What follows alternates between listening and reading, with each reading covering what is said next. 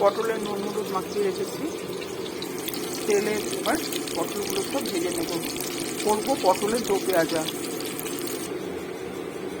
পটলটা ভাজা হয়ে গেছে। এবার তেলের মধ্যে গোটা গরম মশলা আর তেজপাতা ফোড়ন দেব।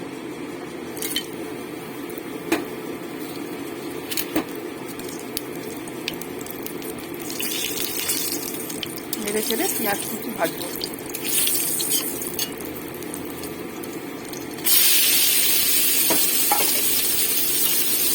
পেঁয়াজ কুচিটাকে ভেজে নেব। তারপরে একে একে সব মশলা দেবো। নুন আর একটু চিনি দিয়ে পেঁয়াজটাকে নরম করবো, ভাজবো। তাহলে চিনি দেওয়াতে লালও হবে, নুন দেওয়াতে পেঁয়াজটা নরমও হবে। পেঁয়াজটা ভাজা হয়ে গেছে। এবার পেঁয়াজ বাটা দেবো। পেঁয়াজ বাটা দিয়ে ভাজবো।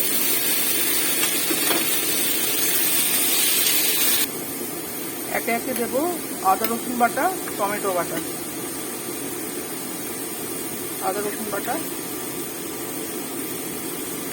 টমেটো বাটা দিয়ে ভালোভাবে টমেটো, আদা রসুন, পেঁয়াজ সব কাঁচা ভাবটা আমি দূর করবো ভেজে।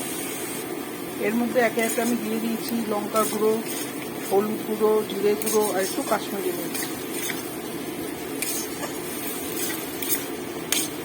এবার এটা ভালোভাবে ঢাকনা দিয়ে কষাবো।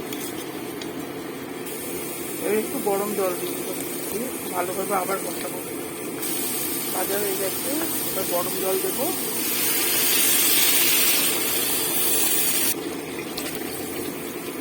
কোন ঢাকা দিয়ে পটলটাকে একটু সেদ্ধ করবো। পটলের দো পেঁয়াজা রেডি। ঘি গরম মশলা ছড়িয়ে ঢাকা নামিয়ে নেব।